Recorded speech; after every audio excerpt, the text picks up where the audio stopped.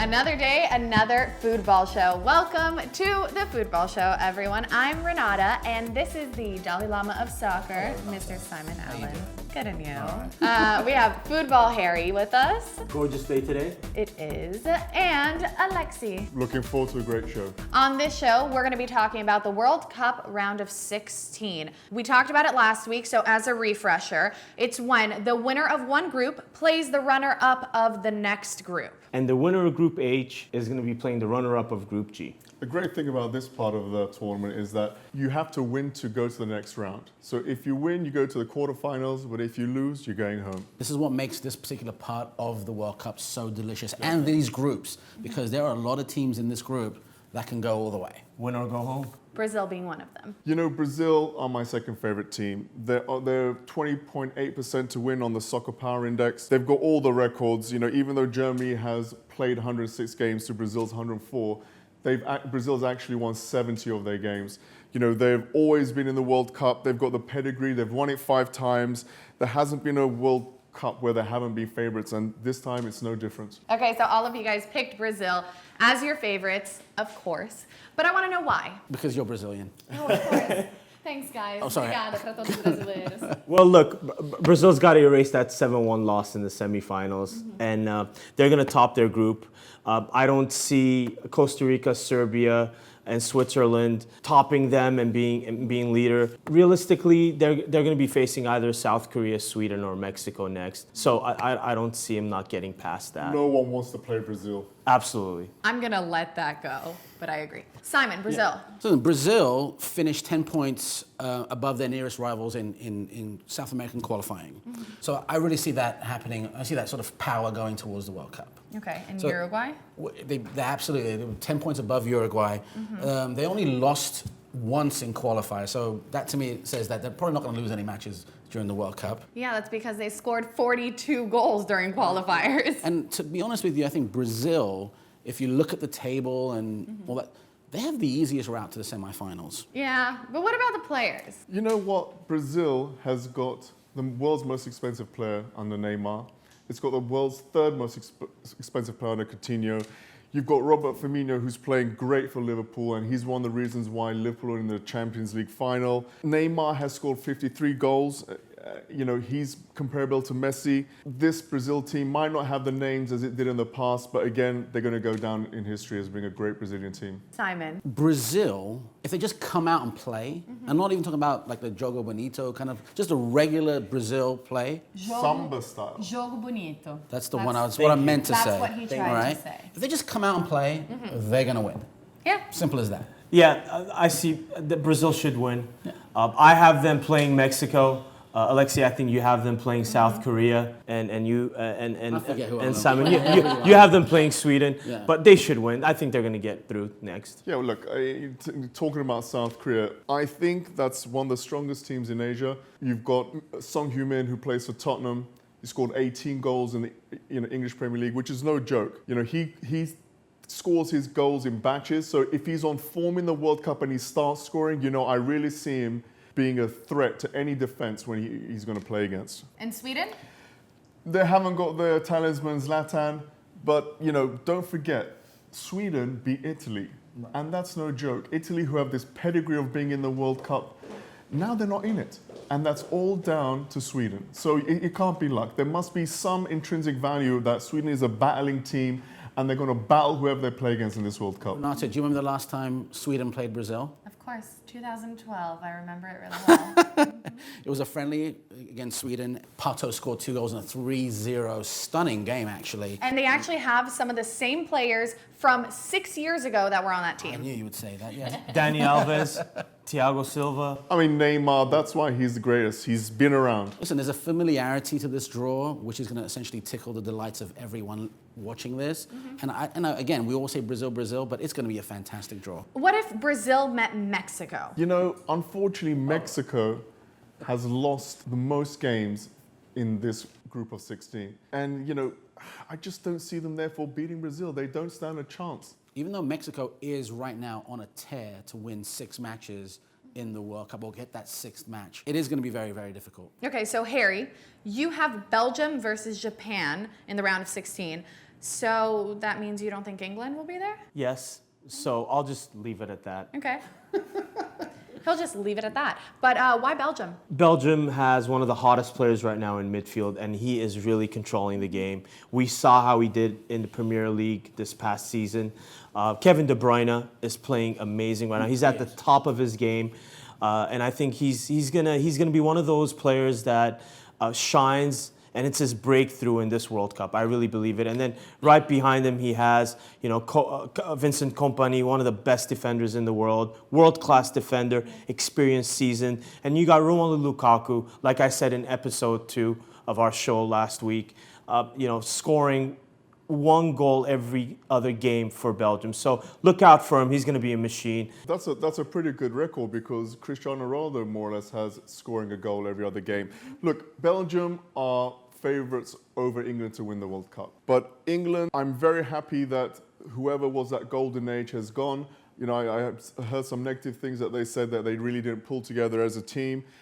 And when you look at their 1966 only World Cup win, they played so good as a team that that's what they rely on. England will need to play extremely good as a team if they want to stand a chance of progressing. I mean, Harry Kane is a great striker, but if he doesn't get the service, if he's having an off time, I don't see them, True, but they're going to have to get by Senegal first, right, Alexi? Well, of course, look, I've got them to win, but you've got to play like you're a winner. Okay, and so all of you guys have Germany as the victors of Group F. I do believe Germany are going to be favorites there, and they're going to end up playing Switzerland in the round of 16. Even though I have Switzerland picked as my dark horse, I think it's going to be a fun game. And let's not forget, Switzerland did make the round of 16 in the last World Cup. So I'm looking forward to a they great lost to match. Argentina. Correct. Correct. In extra time. Yeah, look, Pekovic is Switzerland's manager. Switzerland are, again, a hard-working team. They've won 24 recently games, and they've only lost 8. So I think you got a point, Harry. All right, so Simon, you're thinking Germany and Costa Rica. I'm thinking Costa Rica. I want to know why Costa Rica. I'm thinking Costa Rica. Listen, Costa Rica are arguably the best team in CONCACAF. I want everyone to email me and tell me differently on that one, okay? Keylor Navas is probably one of the most underrated goalkeepers in the world. This is a guy that plays for Real Madrid and gets no respect for playing for Real Madrid. Yeah. Kelso Borges is a solid defender. There's a guy by the name of Brian Ruiz that's played in England, he's played in Belgium, he's played in Holland. And quite honestly, with that kind of pedigree, with that kind of essentially a guy that's a traveled, well-seasoned player, I think there should be no problem for Costa Rica essentially scoring goals and winning a few matches. But against England? Costa Rica topped their group in the last World Cup, and in that group there was Uruguay, Italy, and England. And do you remember what happened to England? Okay, but England was dead in the last. Was dead last. anyone sort of counting out Costa Rica should sort of think twice and look back at their history. All right, and if I'm not mistaken, I need to read through this. So Simon and Alexi, you guys had Colombia and Belgium, and Harry, you had Colombia and England playing each other in the round of 16. But Harry, what's your take on Colombia? Well, look, Colombia ended up being 4th in qualifications in their group, and they did make the quarterfinals in the 2014 World Cup. They have James Rodriguez, which I think, just like Kevin De Bruyne, is going to have, even though he had a great breakthrough in 2014, I think he's going to have an even better World Cup this time round. Yeah. But it is definitely going to be a tough match. Either they face Belgium or England. It's going to be fun. Amazing game. Listen, a lot of people are going to underestimate them because they're going to say, "Wow, this is just Colombia." This Colombia is actually better than the one at the previous World Cup because Falcao wasn't at the last World Cup. Yeah. But I'm not going to count out Belgium. Belgium and their manager Roberto Martinez, who, if you're an EPL fan, will know, they have done some amazing. Well, this manager's done an amazing thing with this squad. Yeah. So to me, if you said make a prediction, it'll be very tough for me, Renata. It will be. Yeah. But I'm glad you're here. All right, and I think we're going to end it on that note because today we have an incredible Colombian chef. We're going to be enjoying some Colombian food, making Colombian food, and getting to sit around the table. So be sure to stay tuned for that, and thank you for watching. Muchas gracias, Renata. Marylu here, and hello, everyone. I am excited to talk about, obviously, food. Look at this amazing food we got here, and guess where it's from? Colombia. I know, it feels like I'm cheating on Mexico. All right, and we have here a special, lovely guest, Chef Myrna. Hi, Myrna. Hi. So let's start with the first dish. Shall we? A typical breakfast in Colombia. So it's very common in Colombian to have rice and beans every day for dinner. And then, which one would it be? Is it this one with the egg? It would have arepa, Okay. eggs, rice, and usually for after dinner, during breakfast time, we reheat the rice and the beans. We have them for breakfast. So we have them with eggs or rice or arepa, chorizo, sometimes even grilled beef and hot chocolate. So Delicious. Tell me, what the heck is in here? So that's Mojarra Frita. It has yuca, rice, also known as fried fish. And how do you say it again? Mojarra Frita. Frita. And then you said that was Plantains, Plantains, rice. okay. Sometimes it's served with carrots to decorate the plate. How long does it take for the fish to be very fried like that? Probably about, not too long, maybe about 15 minutes. That might 15 be a little bit minutes. too much too. And do you just eat it like that? Can you squeeze some lime in there? Yeah, or- whatever. I mean, Colombian culture is very diverse, so whatever Okay. you want to put in it yourself, you can. It comes from different types of cultures. Oh my God, what is this? So this is pollo a la criola. So this basically has chicken thigh, tomato onion sauce, Okay. and fried eggs. That's typically what it's served with. Last but not least, what is this delicious plate? So this is arroz con pollo. Basically, it's just yellow rice and chicken. Okay.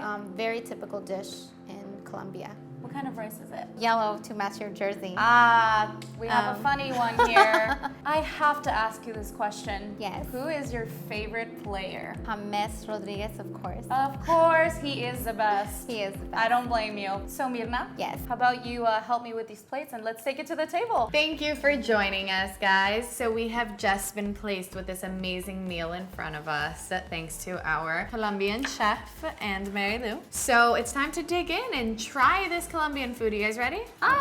This is an arepa. It's What's actually in it? really good. What's in it? Yeah, what's in it? Cheese. Oh, you don't. I mean, you can put different things inside. You can put cheese, or you can put ham, or you can just do a spread over it. You can also put dulce de leche. Dulce de leche. Yeah, top you of can that. put everything. Yeah, because then it's a salty and the sweet. It's amazing. You know what I would do with that is put some Nutella on it. Okay, I can do that too. All right, so this is fritanga. It's actually, so it has plantains, pork, potatoes, and a little bit of yuca mixed in together. And that's calentado. What else, guys? So no, we were talking about Colombia Oh, okay. and qualifying. Do you remember when Colombia played against Brazil in the last World Cup? I remember I was sitting at a table with a ton of my Colombian friends. I was in New York. I was the only Brazilian at the table, surrounded by Colombians. I was super happy, and guys, don't kill me, but literally when Brazil won, I was like pounding on the table, and all my Colombian friends were like, "You need to leave right now." But it was one of the more interesting games, and I thought the Colombians did party just as hard afterwards. Simon, you've interviewed a few Colombians in your I time. think I have, yeah. You talk to them. What do they feel about this World Cup? Because going back to losing in the quarterfinals in 2014, Yeah. I honestly thought that the way they went into the quarterfinals, they could have beaten Brazil. That's what I thought. Like we talked about on the first half of the show, there's an extra player on the field right now that can really change it up, Falcao, right? And I'll tell you this goes across the board. Colombians feel this way, Brazilians feel this way, Mexicans feel this way, English fans feel this way, that after a certain amount of games going into the rounds that we've been talking about, the round of 16, they feel that they have a good a chance as any other team to go through. And that doesn't change between whether it's Colombia, whether it's Brazil, whether it's Argentina, whether it's England. It's going to depend on a little bit of luck. There's no VAR in the World Cup, so it might be a bad call by the ref, it might be an injury. So Colombians out there who are watching us eat this great food and talking Colombian football, they have every sort of right to say, we can win this World Cup, because it really could be anyone's after the round of 16. I think they're going to be a big surprise. I hope so. I think we saw it, like I said, on Bangers and Match. I thought they played an amazing friendly against France in France, and they came back and they showed that they have great players. And I'm gonna go out on a limb here and say sometimes when I watch Colombian football, I kind of think I'm watching Brazilian football. That flair of football is there. Sometimes when you watch, it is really there. When you watch domestic Colombian league, you're like, am I watching Brazilian league? And that's how well they play. And so I think that they could really do it this time. And the domestic Colombian league's come a long way. 100%, yeah. I will guarantee it, dollars to donuts, that they're looking to win this World Cup. Of course. Well, look, with the yellow rice, arroz Arroz con pollo. What is that, cumin? Cumin. Cumin. All I gotta say is I'm seeing a lot of yellow, Okay. and I feel like maybe Colombia, maybe Brazil. Brazil. Well, it would be nice. It would be nice to have You know? a little flair at the end of You know, the so- That would be a lot of With that energy being and a said, lot of passion. cheers to Colombia. Good luck to them, and we look forward to a good World Cup by Colombia, and I'm gonna have fun watching them. Cheers, chef. Thank you. You're welcome. Thank you for Pleasure. Everybody else, cheers. everyone.